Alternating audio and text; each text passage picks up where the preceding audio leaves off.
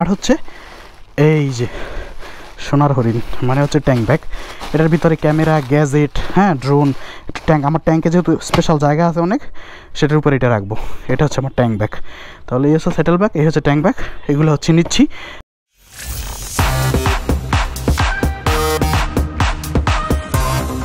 এই গাইস, কি অবস্থা, কেমন আছেন সকলে? আশা করি সকলে ভালো আছেন, সুস্থ আছেন।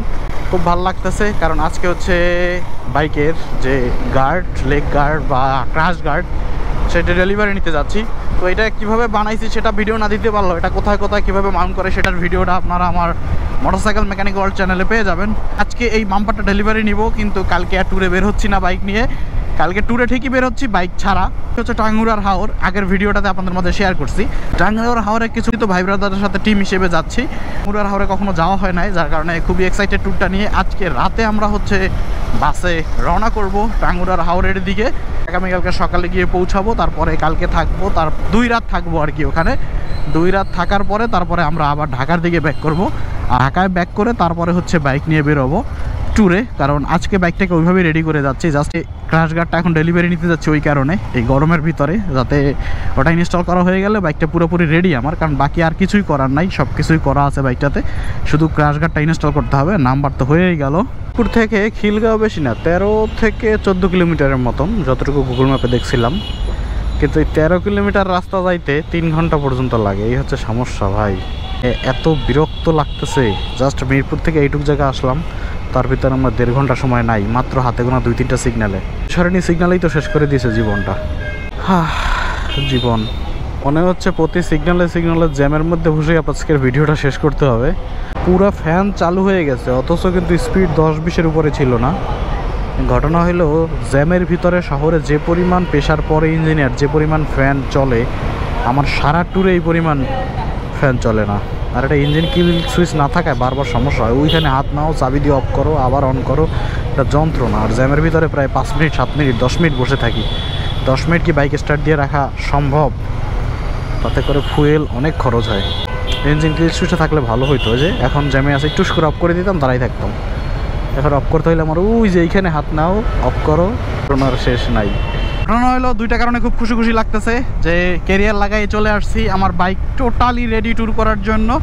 আর একটা খুশি লাগতেছে কারণ আজকে রাত্রে একটা মজার জায়গায় ট্যুরে যাচ্ছি, এবং যদিও বাইক ছাড়া যাচ্ছি, কিন্তু তারপরও আমার এই হাওর বিলাস কখনো হয় নাই।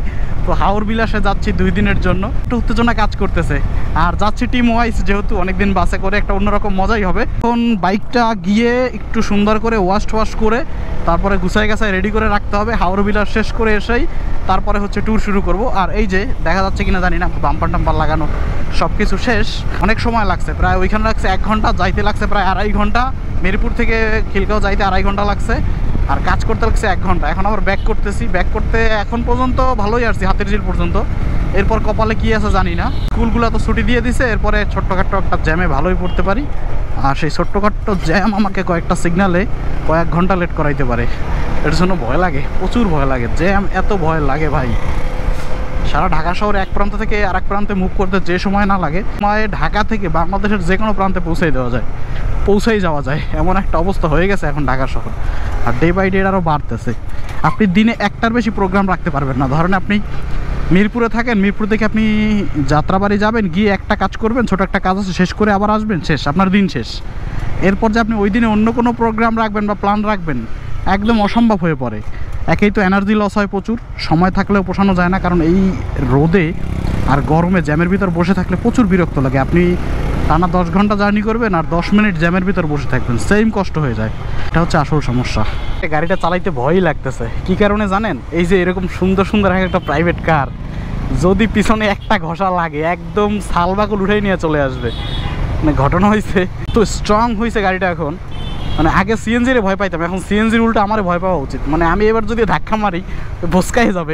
এই যে রড, সব থেকে বড় ভয় পাচ্ছি পিছনের যে কেরিয়ার নিয়ে, সাইড কেরিয়ার। মানে আমাকে এখন বুঝে শুনে চালাইতে হবে। আর এমটিএরে যখন ফুরুত বের হয়ে যাইতাম, এখন বুঝে শুনে চালাইতে হবে। এইভাবে মোচড় দিলে যদি কোথাও কোনায় বাজে, একদম সিলে নিয়ে চলে আসবে। সেটা মানুষ হোক আর গাড়ির কালার হোক, একটু সতর্ক চালাইতে হবে। একটু প্র্যাকটিস হয়ে গেলে, অভ্যাস হয়ে গেলে তখন ঠিক হয়ে যাবে। মানে কতটুকু স্পেস যে গাড়ি বের হবে, তার থেকে এখন বেশি স্পেস লাগতেছে গাড়ি বের হইতে, নাহলে পিছনে বেঁধে যাচ্ছে। যদিও বাঁধে না এখন পর্যন্ত, মানে অনুমান করতেছি স্পেস বেশি লাগতেছে, চালানো যাচ্ছে না স্পেস বেশি না হইলে। চলে আসছি এখন, স্যাটেল ব্যাগটা একটু দেখে যাবো। স্যাটেল ব্যাগটা এখনই নিচ্ছি না, ট্যুরে যাওয়ার আগের দিন নিব। তো প্ল্যান হচ্ছে দেখি স্যাটেল ব্যাগটা হচ্ছে দেখে যাইতে পারি কিনা। স্যাটেল ব্যাগ আর ট্যাঙ্ক ব্যাগ এই জিনিসটা আপনাদেরকে দেখাই যে কোন জিনিসটা আমি নিতে চাইছি, তাহলে বুঝতে পারবেন যে আমার কেন এত কষ্ট করে এত বড় পিছনের ক্যারিয়ারটা বানাইলাম। এই যে মোটো অটোতে চলে আসছি, আর মোটো অটো দেখে গেছিলাম ওইটা, এবং মোটো অটোকে অর্ডার করছিলাম, এখানে রাখছিল আমার জন্য নিয়ে আইসা। এই যে বাইকিং ব্রাদারহুড, এই দেখেন স্যাটেল ব্যাগ, এটা এক পাশে লাগবে আর হচ্ছে এটা আর এক পাশে লাগবে। ও এমনি এই দুই পাশে লাগবে। এটা গেল দুইটা স্যাটেল ব্যাগ, এই যে দেখতেই পাচ্ছেন, এই যে দুইটা স্যাটেল ব্যাগ, হিউজ পরিমাণ জায়গা। এর জায়গার কথা যদি বলি, এই যে দেখেন ভিতরে কত জায়গা, আবার রেইন কাভারও আছে, মানে বৃষ্টি হইলে যাতে না ভিজে। আর হচ্ছে এই যে সোনার হরিণ, মানে হচ্ছে ট্যাঙ্ক ব্যাগ, এটার ভিতরে ক্যামেরা, গ্যাজেট, হ্যাঁ ড্রোন, ট্যাঙ্ক। আমার ট্যাঙ্কে যেহেতু স্পেশাল জায়গা আছে অনেক, সেটার উপর এটা রাখবো। এটা হচ্ছে আমার ট্যাঙ্ক ব্যাগ। তাহলে এই হচ্ছে স্যাটেল ব্যাগ, এই হচ্ছে ট্যাঙ্ক ব্যাগ, এগুলো হচ্ছে নিচ্ছি, আপনাদের দেখিয়ে নিয়ে গেলাম। এটা এখন নিচ্ছি না, পরে নিব আর কি, ট্যুরে যাওয়ার আগের দিন এখান থেকে ডেলিভারি নিয়ে যাব। ঠিক আছে চলেন যাই। এই দুটো হচ্ছে আমার রেয়ার গ্রিপ, এই দুইটা খুলে রেখে দিছে, কারণ এই দুইটার কাজে লাগতেছে না, এই দুইটার জায়গায় তো এটা লাগানো হয়েছে, তো এটা যত সহকারে রেখে দিতে হবে, ভবিষ্যতে কাজে লাগবে যদি ক্যারিয়ার খুলে ফেলি তখন।